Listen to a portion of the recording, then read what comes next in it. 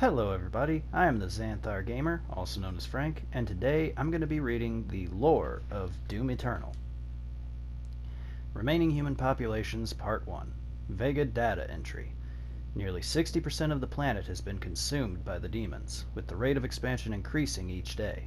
The majority of the world population died in the first month of the Hell invasion, following the catastrophic failure of virtually every man-made system. Military response was immediate, but only marginally effective at providing safe retreat to civilians, with many fortified locations cut off from outside communication. Facing overwhelming opposition, these makeshift fortresses have gradually fallen to the growing demon presence, one after the other. Large portions of the Earth's surface have become uninhabitable, with swarms of demons scouting the globe and most regions suffering from an atmosphere that has become infected and poisonous by process of some form of alien terraformation. Sorry about that. I tend to get my words a little mixed up. Remaining Human Populations Part 2. Although several 100,000 more were safely evacuated out of orbit in the mass exodus following the invasion, the expected odds of survival is considered unlikely for many of these lifeboats carrying cryogenically frozen passengers. Religious iconography and communes are now commonplace amongst survivors, with the collective perception of events taking on a biblical nature.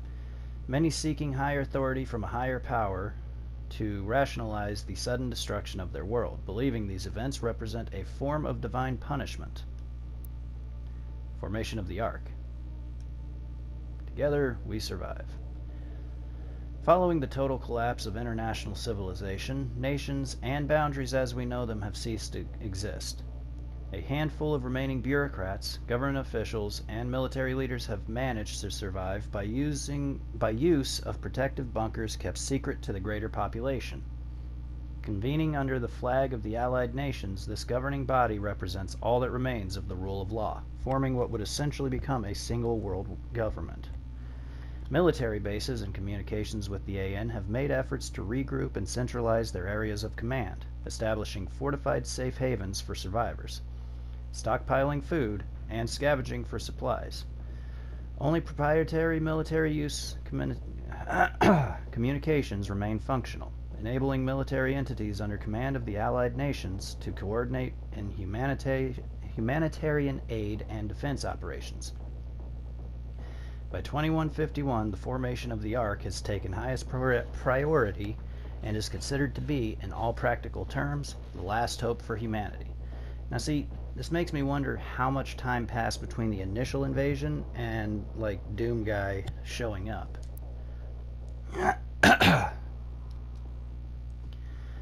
Cultist base. Led by the elusive hell priest Deeg Ranak, the cultists operate from a remote facility located in the Arctic tundra. As overseer, Ranak exerts absolute control over the facility and its legions of possessed acolytes.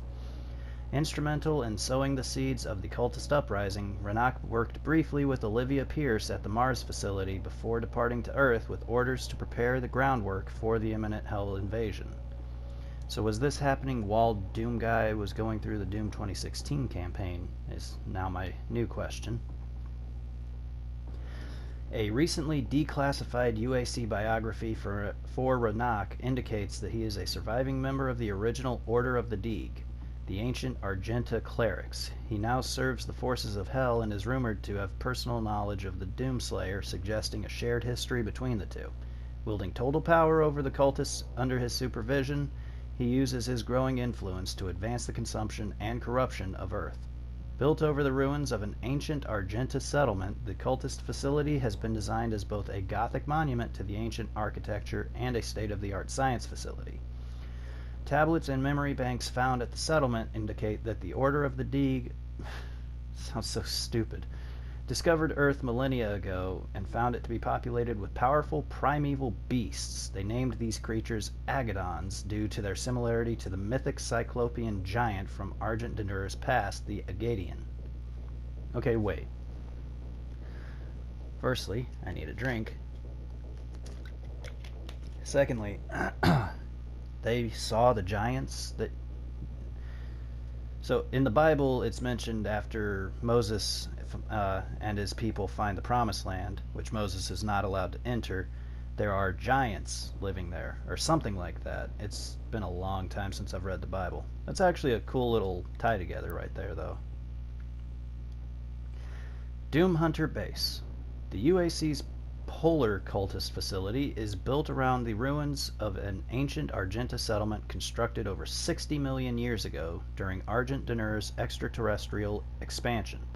Frozen carcasses of the Agadon hunters have been located in the glacial wastes surrounding the complex, and though their DNA structure reveals them to be indigenous to Earth, there is no fossilized record of these creatures beyond the frozen territories of the Argenta settlement.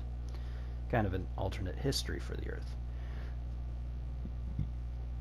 Carbon dating of the remarkably well-preserved beasts suggests they are nearly 80 million years old, predating all other known forms of complex Earth-based life.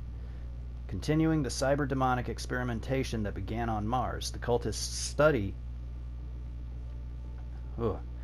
the Agadon's potential for resurrection and cyber augmentation.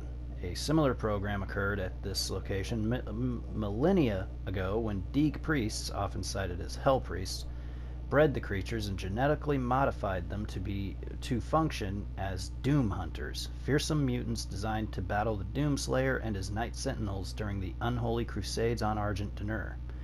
Sentinel records corroborate this through their military texts, with many reports of these creatures among the ranks of the demonic forces assaulting the armies of the North during the Argenta Civil War.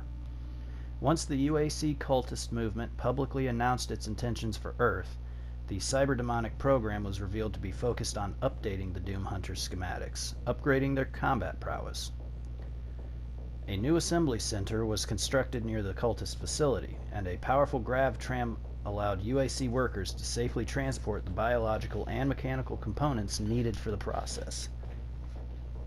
The resurrection of an Agadon hunter requires cutting-edge technology be used in conjunction with occult rituals conducted by the UAC's necrosurgeons, an unholy fusion of science and sorcery. The Hellgrowth Part 1. The Hellgrowth formations on Earth have undergone great scrutiny by experts at the Allied nations.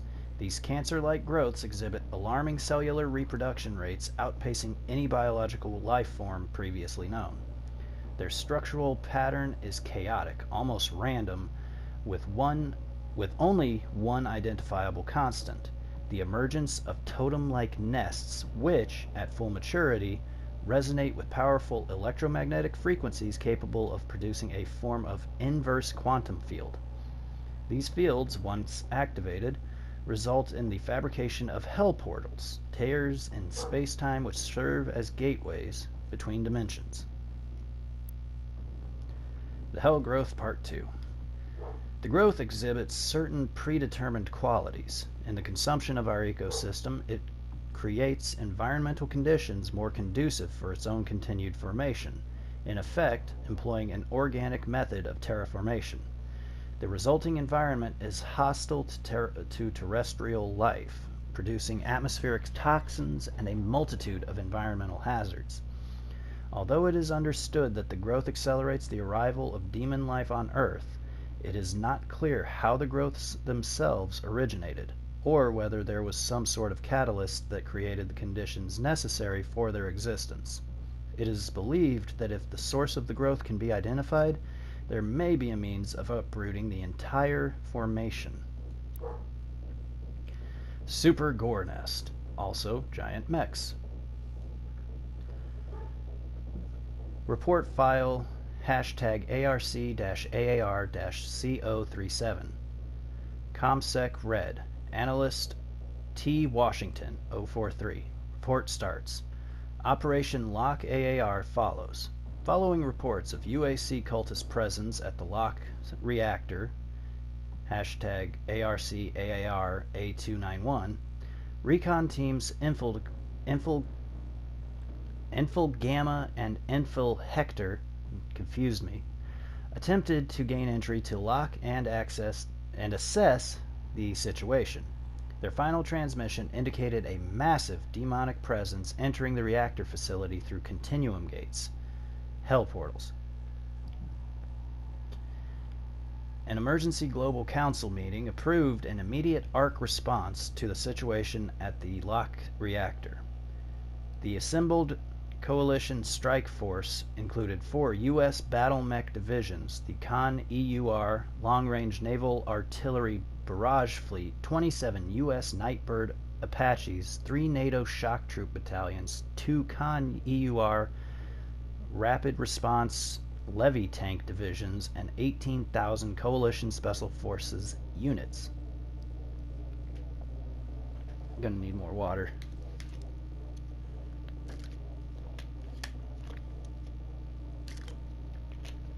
Also, holy hell, that's a lot of soldiers. The initial bombardment of the Lernab was met with immediate response from invasion forces. An estimated 8,000 DP-013G units, gargoyles, attacked the fleet, sinking 32 vessels and disabling a further 78% of the fleet. The remaining ships retreated to a position approximately 32 miles offshore beyond the reach of the gargoyles, but also out of artillery range. They don't have intercontinental ballistic missiles? Duh. With the fleet out of action, the battle mechs and Apaches initiated a danger close salvo against the reactor as shock troops and special forces attempted a rearward infiltration. Several platoons made it inside the reactor where the demons had already established a DP-136 nest, Super Gore Nest. Although Gore Nests have been reported at various invasion sites, this was the largest so far observed.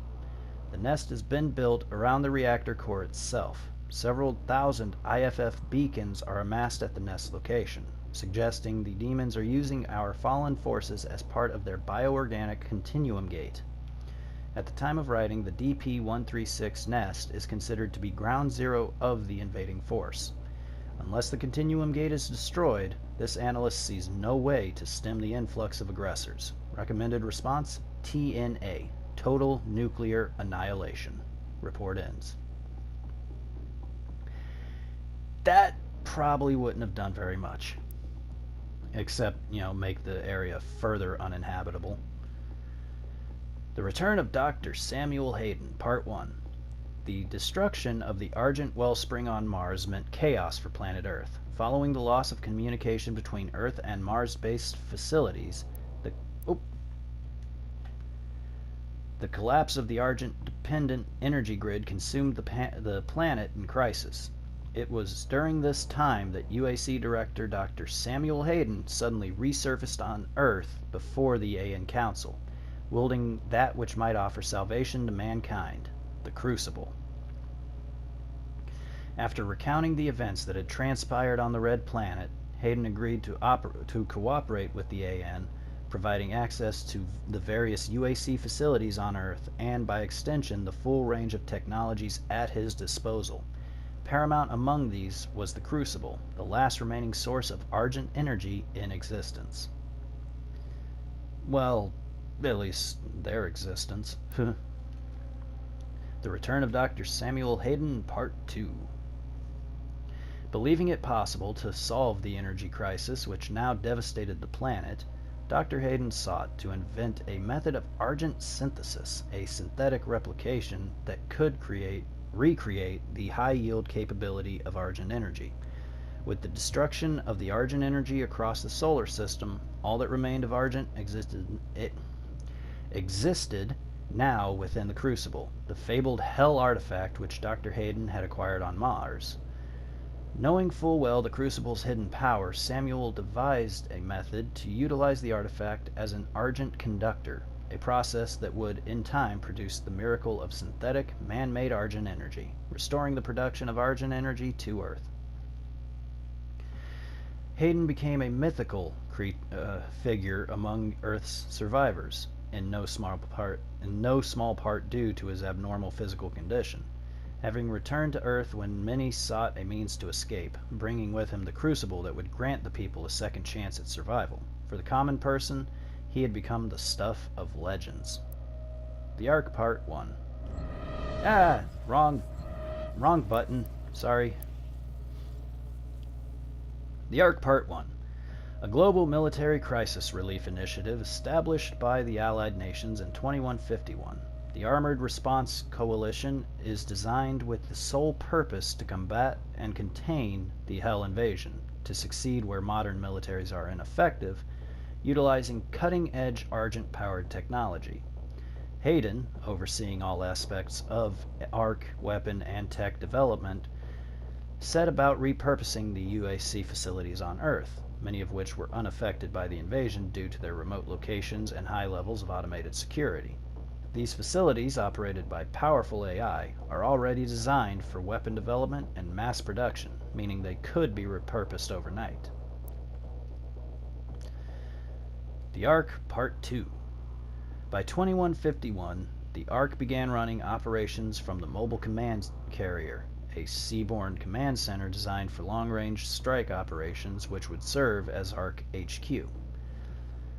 Their primary objective: to locate the source of the Hellgrowth infestation, and in doing so, shutting down the emergence of Hell portals and closing the gate between dimensions. At the heart of the Armored Response Coalition is an aggressive research and development program in pursuit of new military technologies. As part of Dr. Hayden's commitment, UAC resources under his direction, including some of the most powerful AI ever created, have been deployed in service of weapon development designed to face the Hell threat head-on and apply bullets directly to the forehead. Samuel Hayden. In 2150, following the loss of communication between Earth and Mars-based facilities, UAC Director... so it's about a year later? Okay. UAC Director Dr. Samuel Hayden suddenly resurfaced on Earth before the AN Council. The demonic invasion of Earth had already begun, and Dr. Hayden had arrived just in time to provide aid. He supplied the resistance armies with Argent technology and advanced armaments, taking helm of the newly formed Ark as lead director. Dr. Hayden's tactical and scientific acumen were invaluable to the war effort, and he was soon given full command over all resistance efforts by the Global Council. The Ark engaged the demons with bleeding-edge tech, exosuits, and heavy-frame battle mechs, but found themselves fighting a losing battle. Operation Hellbreaker was Samuel's final plan, a powerful counterattack that ultimately ended in failure. His robotic torso retrieved by Ark soldiers, Samuel is now tended to and monitored by a skeleton crew of scientists. They had been given contingency orders to safeguard his body along with the crucible obtained on Mars. BFG 10,000. Originally established as a mining and communication relay, the UAC outpost on Phobos began immediate expansion following the destruction of the Argent facility on Mars.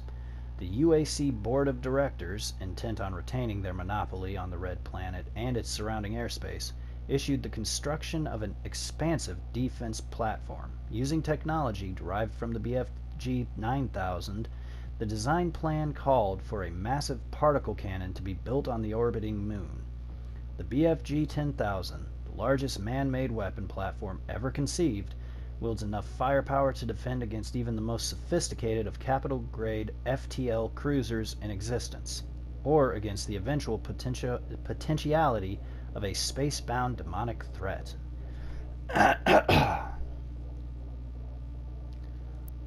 Final Sin. The Icon's presence warps reality, damaging the implicate order of our dimension merely by existing within it. If the Icon is allowed to remain unchecked, it would lead to the total devastation of Earth, followed by a breakdown of space-time around the planet. The resultant black hole will eventually drag our entire universe down, casting it into the mouth of Hell as conquest to be absorbed by the Dark Realm. The Con Maker had taken measures to augment the Titan, installing Maker technology throughout its structure to ensure that it could be controlled. With the ritual interrupted, the Icon is now fully unleashed, raging across Earth until hell consumes all. No longer bound by the heart of the betrayer's son, the Icon of Sin is free from any measure of control that the Makers might have once conceived. Only the Slayer, prophesied in Argenta legend to stand against the Icon, can stop this apocalypse.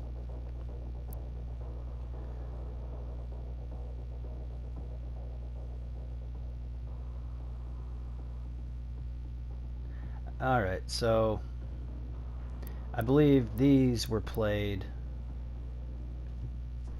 as audio throughout the game, and I did sit and listen to them, so I also listened to these. So we'll skip those, because those have already been heard throughout the playthrough. Exultia. Translation from the Ligra Sotaginta, Book of Kings. What treachery comes from our darkest selves, driven by greed and want, for I have been deceived by the Deeg. They came north with I, the priests, as allies to our cause against the Conmaker and her unscrupulous methods.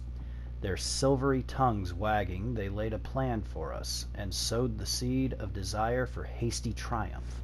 They claimed knowledge of the Maker's source of power in the demon realm, a vast foundry of souls where the innocent are put to the fire for the essence.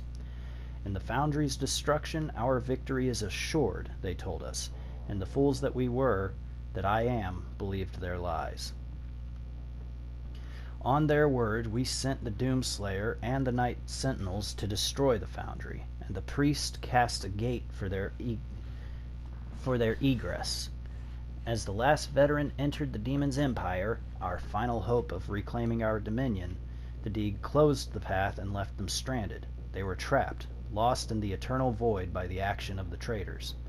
How could I not see their intention? Am I blinded by grief for the loss of Taras Nabad, of my people? We have fled again, with barely a legion of the Night Sentinels left to protect us. The Deeg are gone, returned to their mistress. May the Wraiths forgive my failure. So, basically...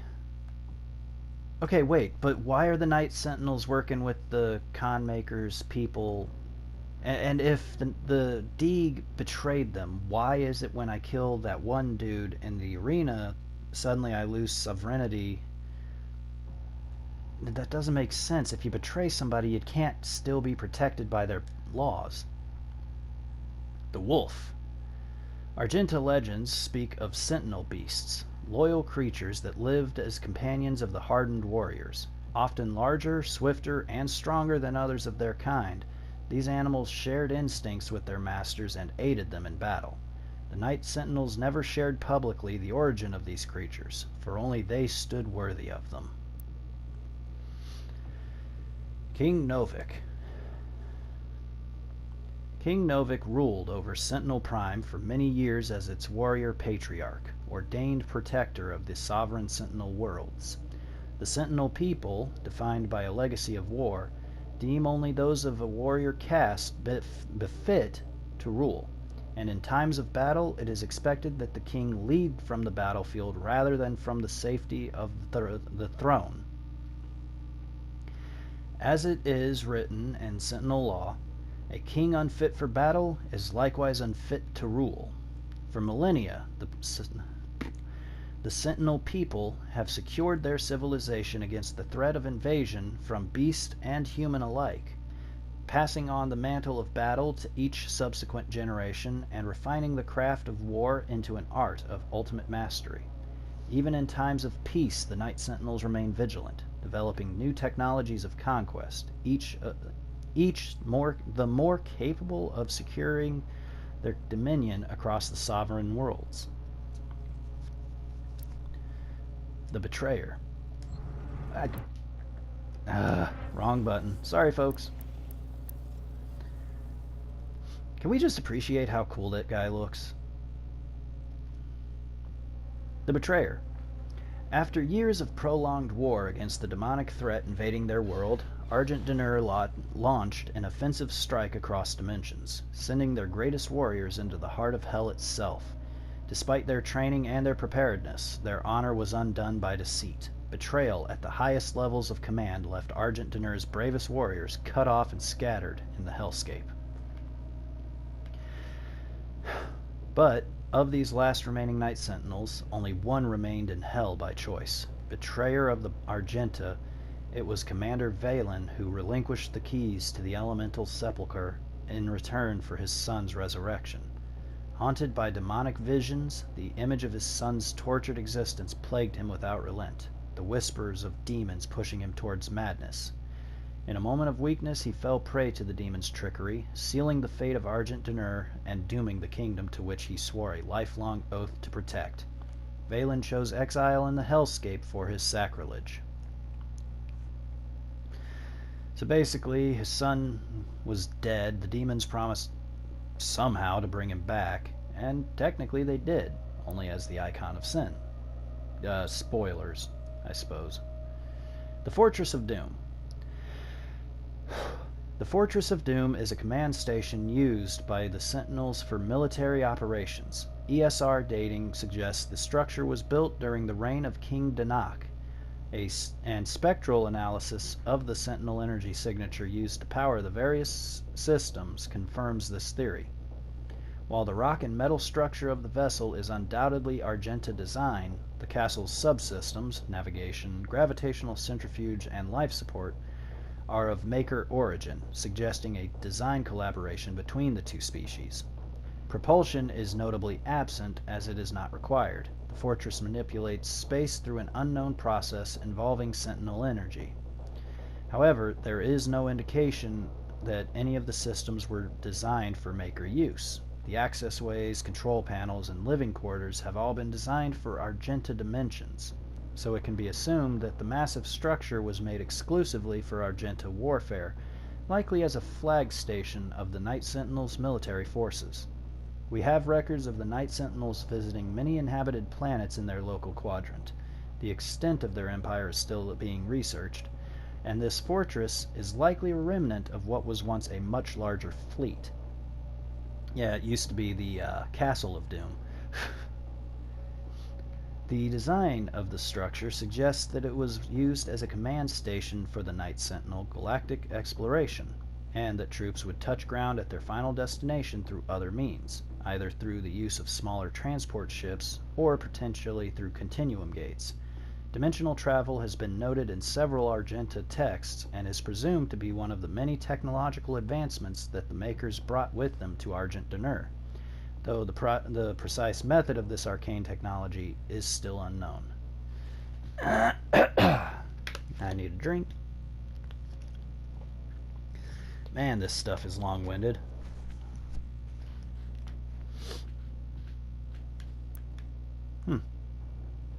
The Lost City of Hebeth.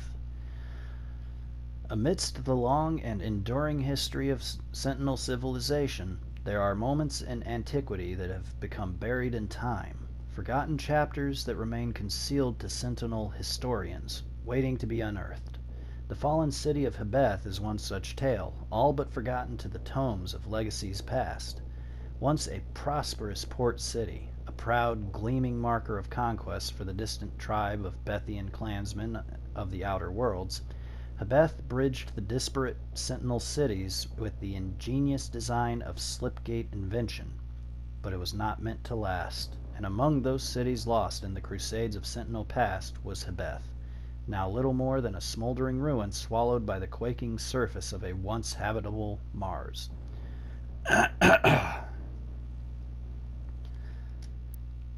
Sentinel Prime. The ancient arena is a holy place for the people of Argent D'Nur. Constructed in the earliest days of their history, this Colosseum served as a proving ground for trial by combat. Historical records indicate that the Argenta did not jail their own kind. Rather, prisoners and criminals were granted the right to earn their chance at regaining honor through victory in the arena. Those who succeeded were given a place to fight in the front lines of the Sentinel army, to die in service to Argent D'Nur. This traditional use of the arena has subsided since the assimilation with the Dark Realm. The corrupted priests now allow more violent exchange, with armed captives pitted against demons for sport. The priests of the Order Deeg continue to hold undisputed power on Argent D'Nur. Spilling the blood of the Argent Ascended class will result in the transgressor's banishment. Asylum amongst the Argenta will be denied to any who do not adhere to the rules of engagement. Again, don't really get why that should, damn it, why that should foreclude traitorism on their part, or preclude, or, yeah. Taras Nabad. The city of Taras Nabad was the crown jewel of Argent D'Nur. For centuries it served as the spiritual heart of Argent society, home to both the royal family and the center of political power. No expense was spared in the building of the city, with bold colonnaded architecture and towering monuments to gods and kings resplendent on every avenue. Rural Argenta flocked to Taras Nabad on pilgrimage to the Maker temples. The city was ground zero of a massive demonic invasion attempt, and although the invasion was thwarted, the attack changed Argenta society forever.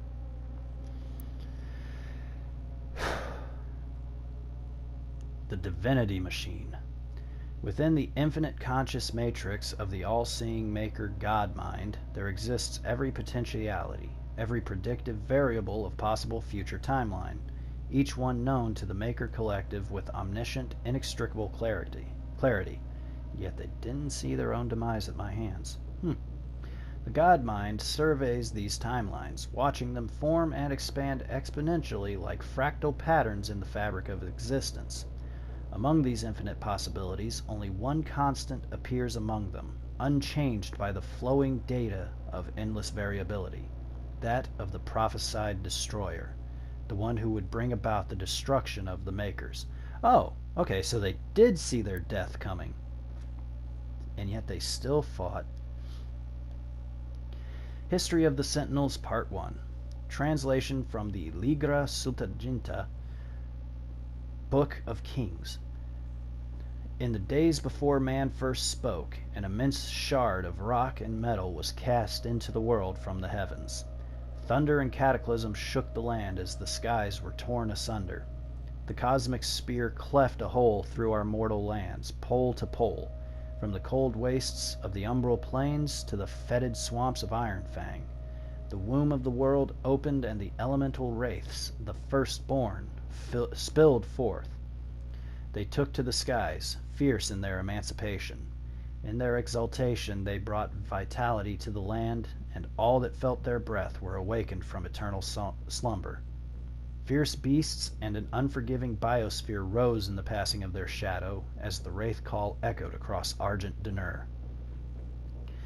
First came the Ancestrals, feral creatures invigorated by the magic of the wraiths. They grew to enormous heights, mighty behemoths who waged war with each other for years untold. Their battles tore the land asunder and destroyed all creation caught in their wake.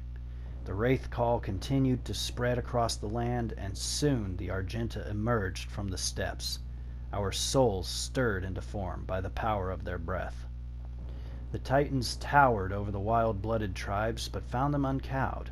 The secret of the sword was discovered, and in the darkness of sweltering mountain forges we beat steel until it was strong enough to pierce bone and sever flesh. Thus we came to be, born of rock and fire, lowly in birth but risen by the strength of our will. By the blessedness of the first ones we forged sword and shield and took the hammer to the Ancestrals. We claimed dominion of creation by right of blood and magic, and the time of man came to be. With the ancestral beasts driven back to their bleak valleys, we rose. We tilled the fertile land, husbanded beasts of burden, and built towering cities. In the hallowed place, on the obsidian throne, we crowned King Ormera, the Father, the first of the line that shall reign in perpetuity. We built the Cathedral of Reflection to worship the first ones, and formed the Order of the Deeg, whose priests pay tribute to the wraiths and appease their tempestuous hunger. Our sons and daughters chose the path of the sword or the path of the alchemist, for each duty honors the gods. Though our ways were righteous, we were not without strife. Storms and great quakes cast our spires down. Barbaric tribes laid siege to our fields in search of the great gifts Mother Argenta had bestowed upon our world, and the song of the wraith call threatened to drive lesser men into madness. We were not lesser men. We defended that which the first ones gifted to us, our lands and right to the bounty held within. We beat back the barbarian hordes and hardened our resolve. We rose above the fire, our bodies and souls tempered, and an unbreakable will was shaped in the forge of battle. What emerged was the heart of our legion, the Order of the Knight Sentinels. It's like a more metal Bible. And if you read the whole Bible, it's already pretty frickin' metal.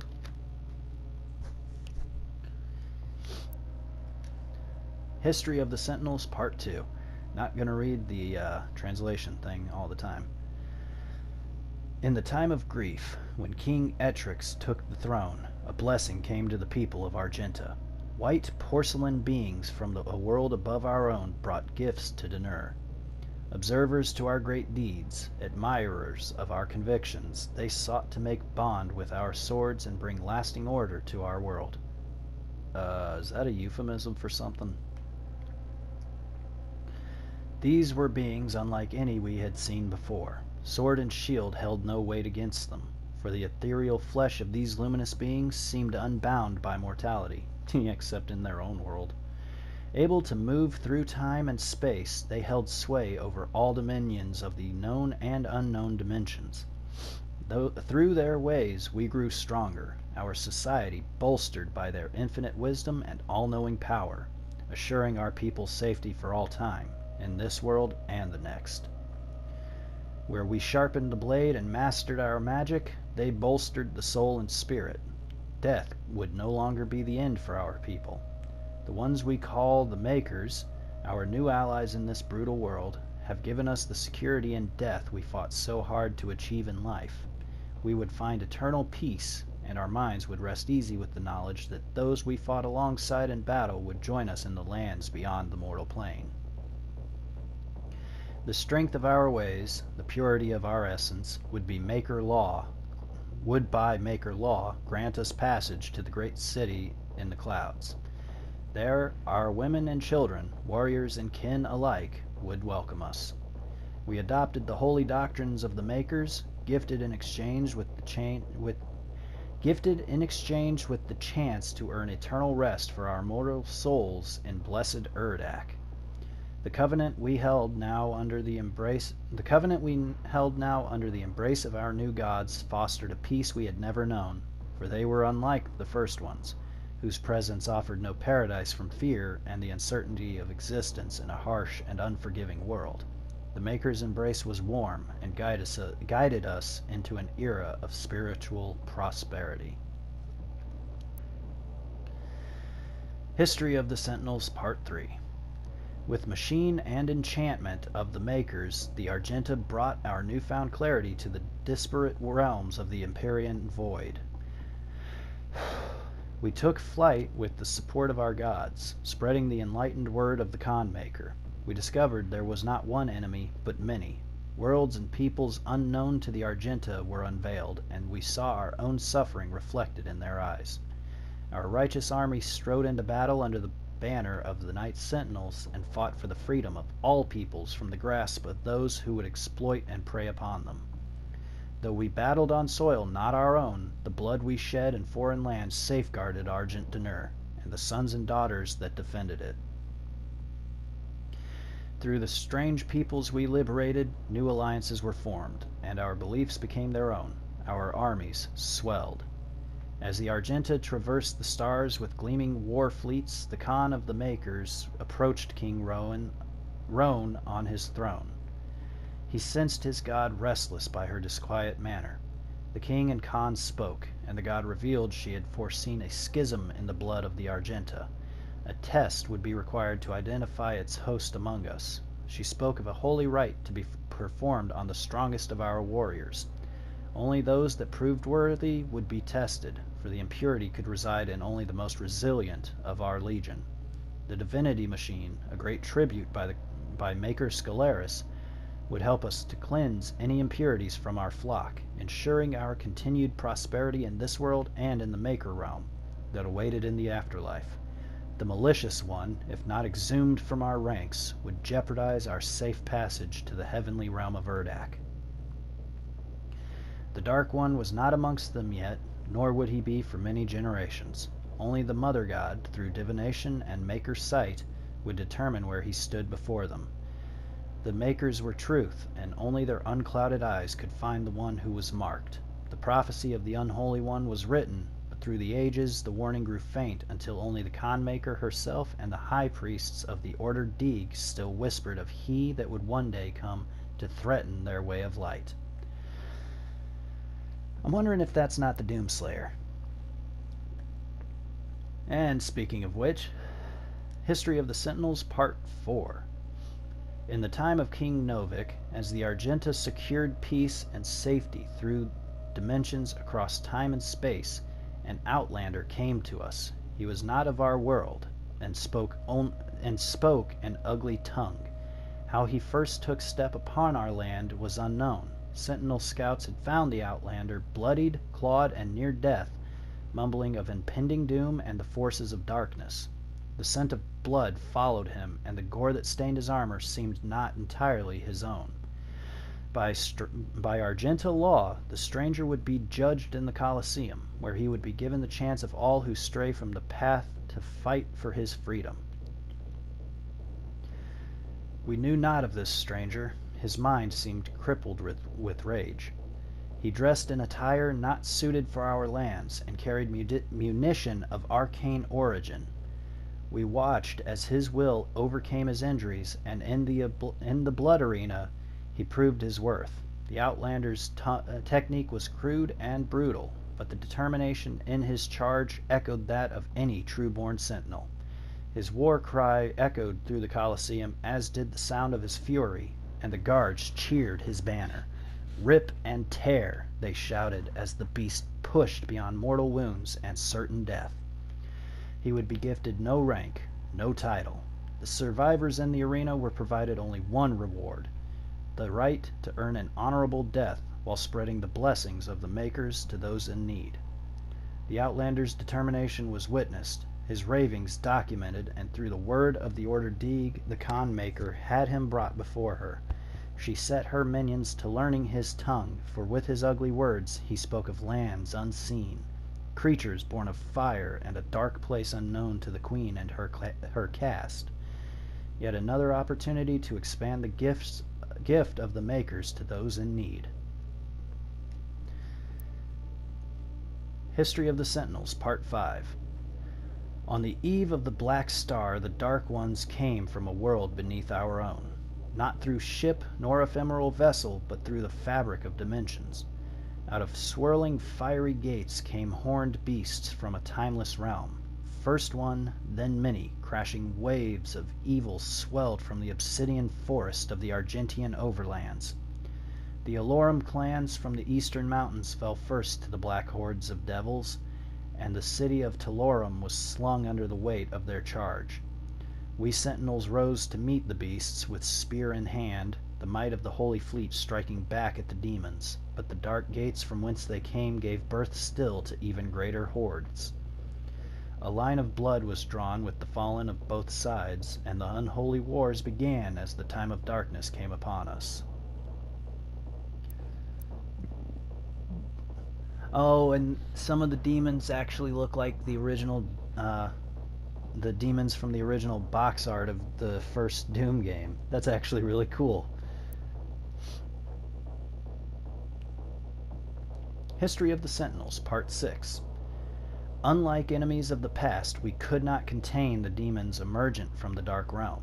Their weaponry was not conjured from machined steel, but from the essence of their very being.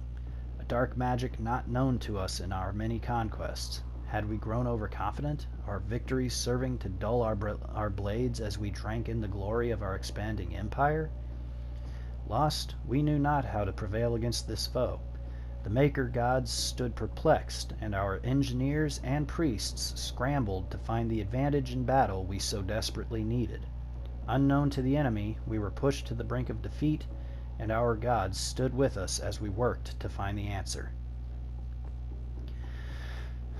The Order of the Deeg were the first to unlock the mystery of these foul creatures. The priests were able to capture several of the beasts and set about to identify the source of their power. It was then that the essence of the Dark Realm was discovered. Not wholly unlike our own, this power was the life essence that flowed through their twisted form and powered their attacks. It could be harnessed to power our own weapons, giving the Argenta the chance to combat the demons on even footing. The priests believed that with greater knowledge of the essence, we could discover its source and cut it off from the demons to strangle their armies from within, allowing us to regain the advantage we required for victory on the battlefield. The Khan Maker gave blessings to our Majesty and directed the priests to delve deeper into the mysteries of the Scarlet Elixir from the demonic realm, for she sought only to return balance to our universe. Proper assimilation was required, as hell stood beyond her influence.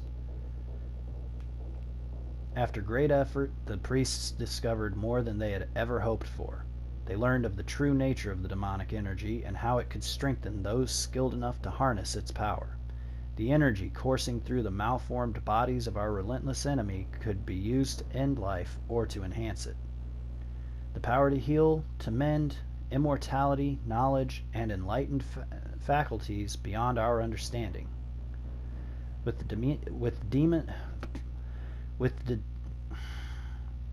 demon's life force in the skilled hands of the sentinel priests, and under the righteous gaze of the Khan Maker, our people would not only rise to victory over the unholy horde that clawed at our walls, we would move to a higher plateau of existence, ushering in a new era of military science and industrial healing.